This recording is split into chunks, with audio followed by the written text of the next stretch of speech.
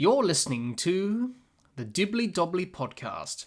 Remember to like, share, comment, subscribe, and click the bell to make sure you get the latest episodes of the podcast.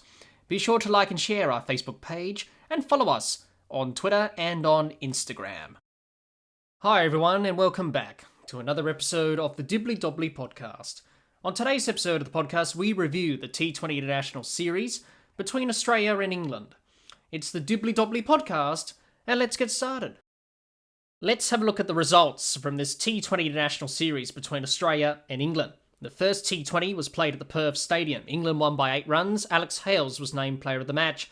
The second T20 International was played at Martica Oval.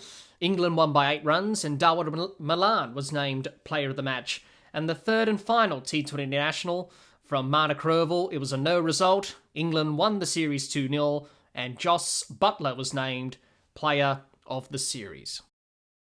Let's have a look at Australia's performance with both bat and ball in this T20 International Series against England and talk about their performance in this T20 International Series overall. Now, Australia had a bit of a mixed series in this series with both bat and ball. It wasn't their best series with both bat and ball. So let's talk about the batting first before we talk about the bowling. So, Mitchell Marsh was the leading run scorer for Australia in the series with the bat. 81 runs he scored. Warner with 77, Stoinis with 65, David with 40, Wade with 31, Finch with 25, 16 to Maxwell, 7 to Smith, and 1 to Green. That's how the Australian batters went about things in this series against England. Now, let's talk about the Game 1 batting. And in Game 1, Australia were chasing 209. Was going to be difficult. The pitch was a good surface to bat on. A lot of runs were scored on that pitch in Perth. Got off to a bad start in the run chase. Cameron Green was gone for 1. Australia 1 for 15 inside 1.1 overs. Then David Warner combined with Mitchell Marsh, and their partnership of 71 for the second wicket kept Australia in the game and kept Australia up with the required run rate. Mitchell Marsh then departed soon after for 36. Australia then soon after lost Aaron Finch for 12, run out by Sam Curran. Australia were 3 for 105. Warner was the key if Australia were to chase down 209 runs. David Warner and Marcus Stoinis combined, and that partnership got Australia back on track in the run chase. They added 53 runs for the fourth wicket. This partnership was the key for Australia if they were to win the match. Then Mark Wood and a batting collapse from Australia sort of set Australia back in this match in the first game of the series.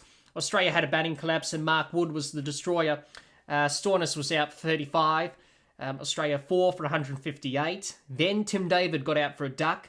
Australia 5 for 158. Then the wicket of Warner for 73. That was the key wicket for England as Mark Wood took 3 important wickets of Stoinis, David and Warner. And that pretty much set Australia back in the match. Australia was 6 for 173, falling behind the required run rate, but Australia had Wade at the crease, and Australia needed Matthew Wade's finishing skills. Matthew Wade tried his best. He had partnerships of 15 for the 6th wicket with David Warner, 20 with Sams for the 7th wicket. He was involved in a controversial obstructing the field incident, but Buttler chose not to appeal it. Nearly got Australia home, but once again, he fell short. Matthew Wade didn't quite get the job done for Australia. He got out for 21, and then the game was done. Some positive signs from Game 1 with the bat for Australia. David Warner batted well for his 73. Didn't quite get Australia over the line, but good signs for Australia going into the T20 World Cup that David Warner's batting is looking pretty good. Also, Mitchell Marsh batted well. Showed good signs, batted at number 3, coming back from injury. He looks pretty good, scored some runs, and positive signs for him ahead of the T20 World Cup. Marcus Stoinis, under pressure, showed some good signs coming back from injury, batted well for his 35. And those two batters in particular, very good signs for Australia in terms of them returning to full fitness and hopefully performing well in the T20 World Cup. But in Game 1, Australia lost wickets at the wrong time. That set them back. And in the end, it was a good effort with the bat to try and get close to chasing down the runs. They finished on 200 at the end, 8 runs short of the target. But but they did very well to try and chase down 209. We then go into the second game of the series, which went to Canberra at Manuka Oval. The batting was pretty much a similar story as it was in game one. Chasing 179 this time in Canberra in the second game was chaseable, but the pitch was a bit slower compared to the fast, bouncy surface in Perth. Once again, Australia had a batting collapse, got off to a bad start. They lost Aaron Finch for 13, then David Warner for 4, then Glenn Maxwell for 8, then Stoinis for 22. Australia were 4 for 91 inside 11.4 overs, behind the required run rate early on in the innings. They had partnerships of 23 for the 5th wicket between Marsh and David, 31 for the 6th wicket between Wade and David, and 25 unbeaten for the 7th wicket between Wade and Cummins, kept Australia in the match, but it wasn't enough in the end as they fell short. Once again, Australia had batting collapses, losing wickets at the wrong time again, top order collapsing again, something Australia need to fix ahead of the T20 World Cup. Poor shot selection from the Australian batters, but once again, positive signs from Mitchell Marsh, who batted well, got in and got set, scored 45 runs, but got out at the wrong time. But good signs for Australia that he's scoring some runs ahead of this T20 World Cup. Marcus Stoinis the same, under pressure, but just like in game one, he got in and got set, scored 22 in game two, but got out at the wrong time. But good signs for Australia that he's scoring runs heading into this T20 World Cup. Tim David batted well, scored 40, got in and got set, but got out at the wrong time. Glenn Maxwell's lean patch with the bat continued. He got out for 8, and he is under pressure ahead of this T20 World Cup. Aaron Finch returned to open the batting after the Cameron Green experiment. Australia, just like in game one, were in a good position in the run chase, but lost wickets and poor shot selection cost them in game two, and also, as it did in game one, cost them in game one as well. So overall, it was a poor batting performance from Australia in game number 2 of the series. Not their best, and a similar story as it was in game 2 compared to game 1. The last game of the series, which was played in Canberra, was pretty much the same as it was in game 1 and in game 2. Now, in game number 3, the series of this series, the game was heavily affected by rain. So Australia were chasing a revised target of 130 runs from 12 overs. The game was interrupted due to rain. But Australia got off to a bad start in the run chase, losing 3 for 17 inside 2.5 overs. 2 wickets fell in the first over in consecutive deliveries to Chris Woakes. Aaron Finch went for a golden duck, and same with Mitchell Marsh. He was out for a golden duck. Glenn Maxwell was promoted to open the batting. David Warner missed out due to a bit of an injury he picked up in the second game where he banged his head on the turf, but it was just a precautionary measure. Glenn Maxwell was promoted up the top of the order. That experiment did not work. He was gone for 8, and his spot in this Australian T20 side is under pressure. The experiment opening the batting did not quite work out. Australia got to 3 for 30 inside 3.5 overs before the rain came again, and that brought an end to the game. Once again, Australia had batting collapses, losing wickets early again. So overall, in a short innings, in a rain-affected match, it was a pretty poor performance with Australia with the bat, losing 3 early wickets early on. So that's pretty much a snapshot of what happened with Australia with the bat in this series.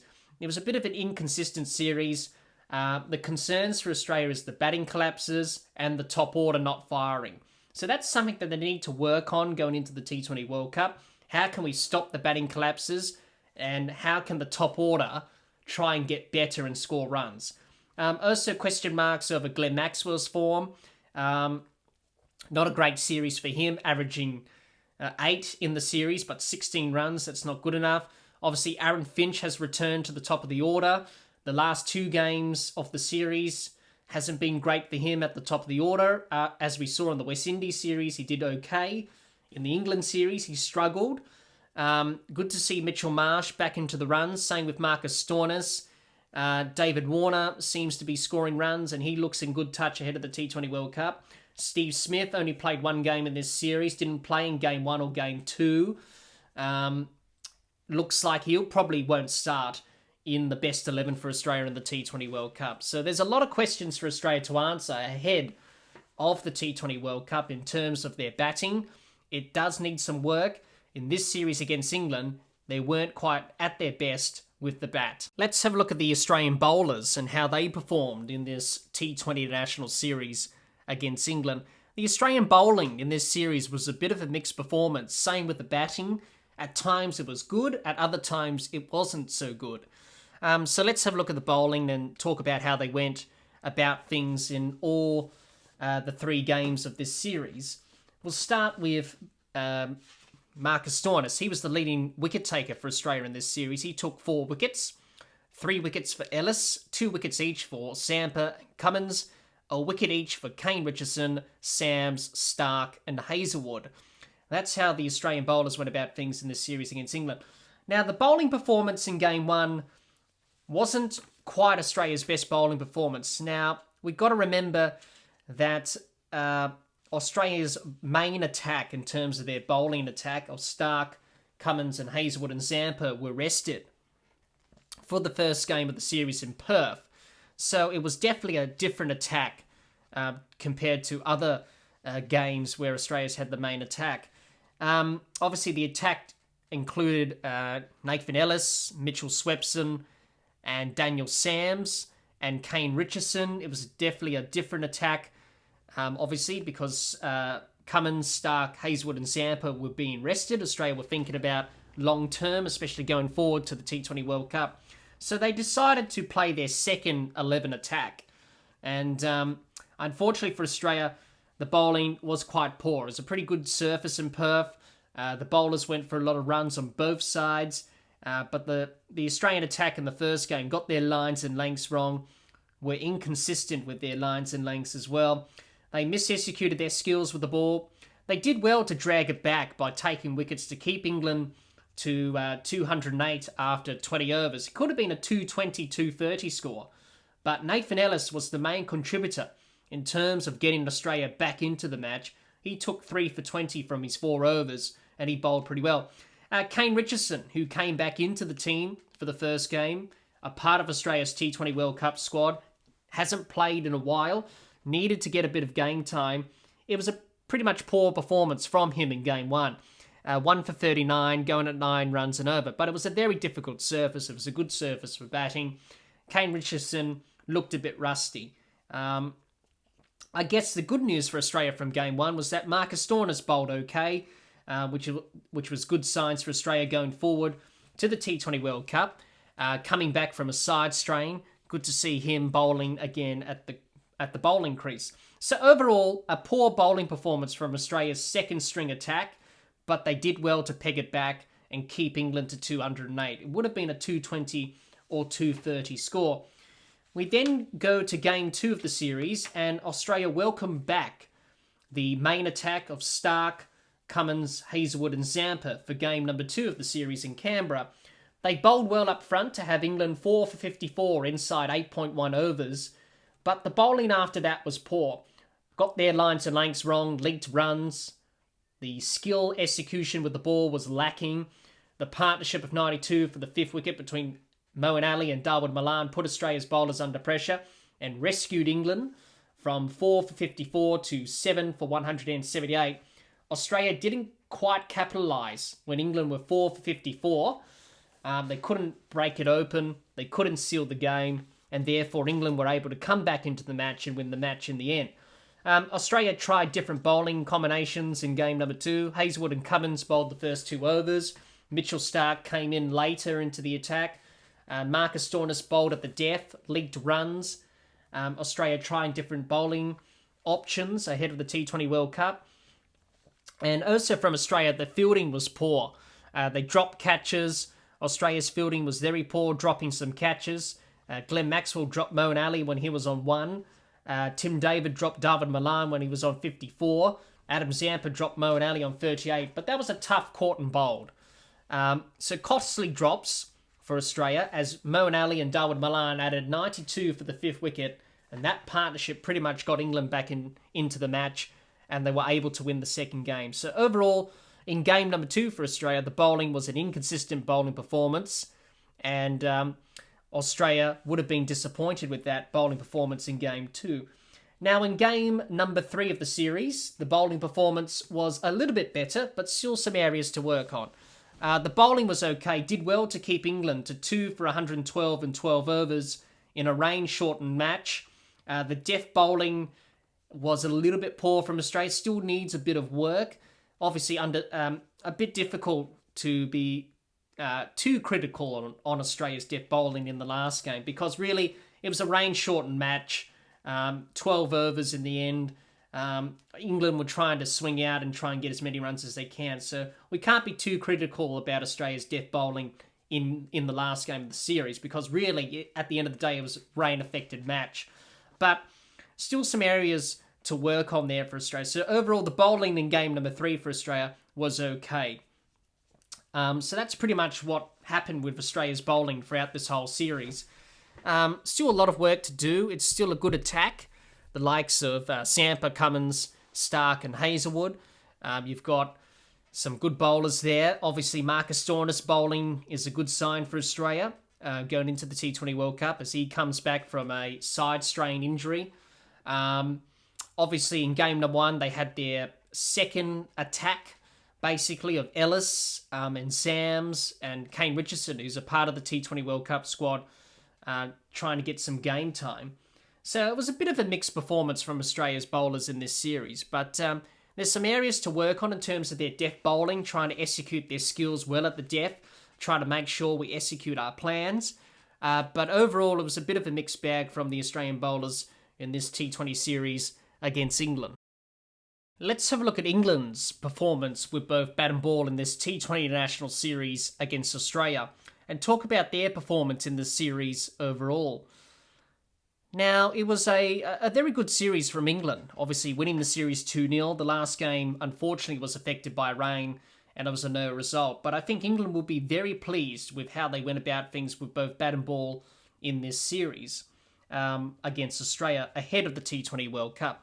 But let's talk about the batting first before we talk about the bowling and talk about how they performed throughout the 3 games of this series. Jos Buttler was named the player of the series at the end of the day because he had a very good series with the bat. He was the leading run scorer for England with 150 runs, Milan with 107, Hales with 88, Ali with 54, Stokes with 33 and Brook with 13. So that's how the England batters performed in the series. Let's start with game number 1 of the series. Scoring 6 for 208 was a very good score on a really good pitch in Perth. The Buttler and Hales partnership set the tone for England. Pounced on any poor deliveries bowled by Australia's second string attack.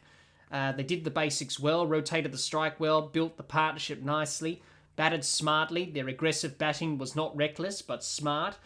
Added 132 runs for the first wicket, set a nice platform for England to build on.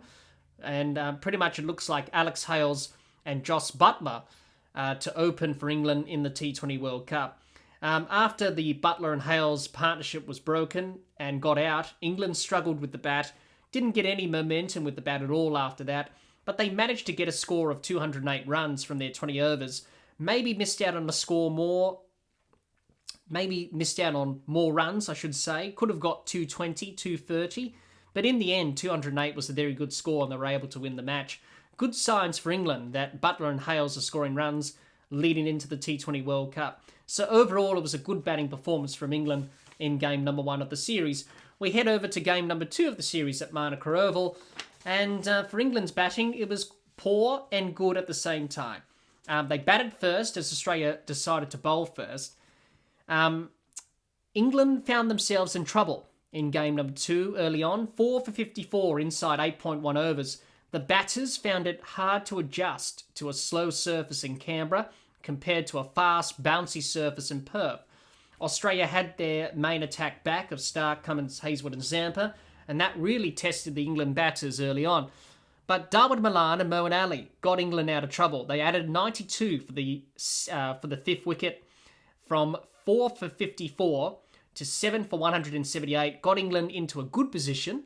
Could have been out earlier, this partnership. Australia dropped Dawood Malan and Moeen Ali a couple of times throughout the innings. Glenn Maxwell dropped Ali when he was on 1. Adam Zampa dropped Moeen Ali when he was on 38. caught and bowled though. And then Darwood Malan got dropped by Tim David on 54 and made the most of their second chances. Darwood Malan batted well as his spot was questioned in this T20 side heading into the T20 World Cup. But that partnership between Malan and Ali got England back into this match, and they were able to get 178, which was a very good score, as the England bowlers were able to bowl very well to the Australian batters and win the game. So overall, it was a mixed batting performance in Game 2 from England with the bat. It was poor at the start, but then good at the end, where Darwood Malan and Moeen Ali were able to get them out of a bit of a jam. Game 3 of the series, their batting was good as well. It was a rain-shortened match. 2 for 112 from 12 overs was not bad from England in a rain-shortened match. That put England in the box seat as Australia needed 130 runs off 12 overs on Duckworth-Lewis method. Joss Buttler batted well for his 65 for 41 balls. Good signs for him in England ahead of the T20 World Cup. Good partnership with Darwood Malan of 56 for the second wicket. And he also had a good partnership with Ben Stokes of 49 unbeaten for the third wicket. So it was an okay batting performance overall from England in game number 3 in a rain-shortened match. So that's how England's batting performed throughout the 3 games of this series. So it looked pretty good from England. Good signs for them that Buttler, Darwood Malan, Alex Hales are scoring runs. So very good signs for them going forward that those 3 batters are scoring the runs. Obviously, I think England have already answered the question of who will open the batting with Buttler. I think that's Alex Hales. After what we saw in game number 1 in Perth, that partnership, I think it's a good combination to have Buttler and Hales open the batting. Ben Stokes has got a question mark about his spot in this side. Should he be in the T20 side or not? England seem to be backing him. He did okay in the series.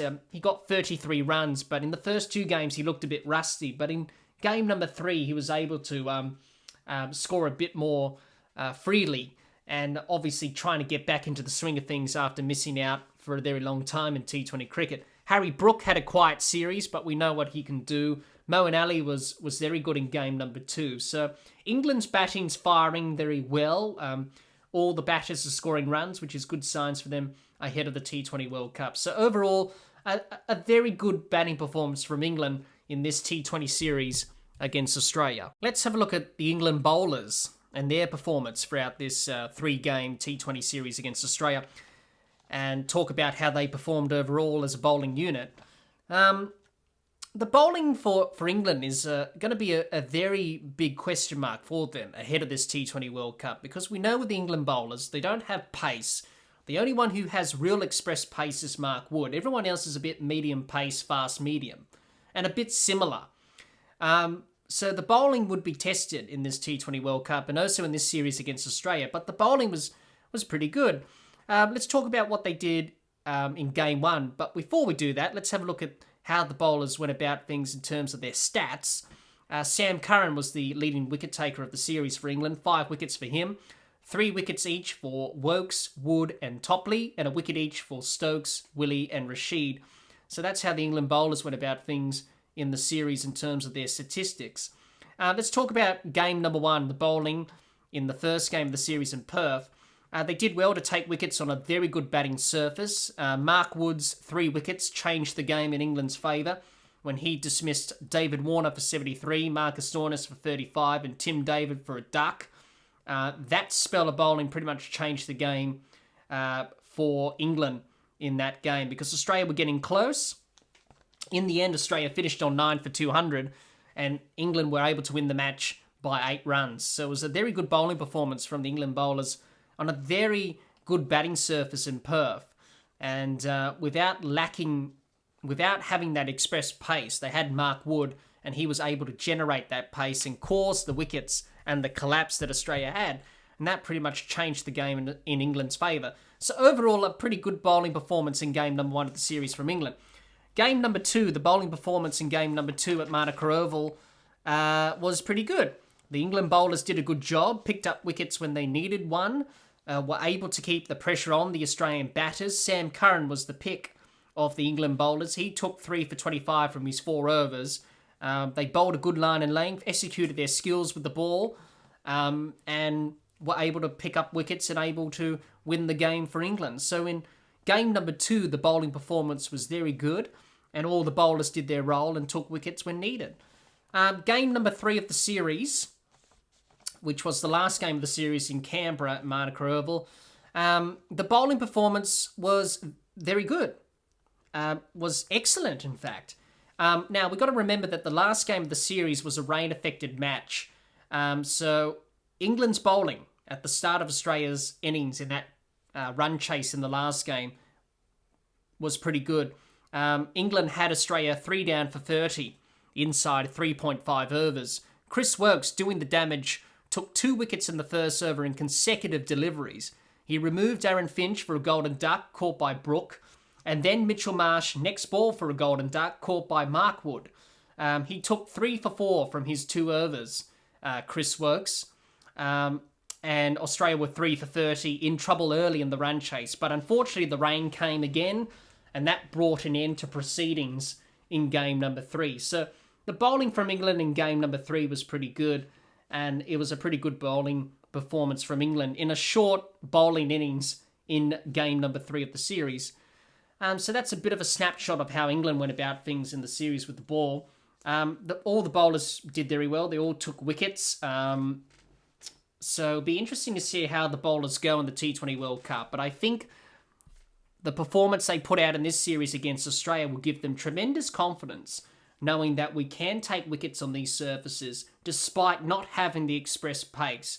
The only one who has that is Mark Wood, but he's going to be managed. But pretty good signs from the England bowlers. They're all taking wickets. They've got confidence.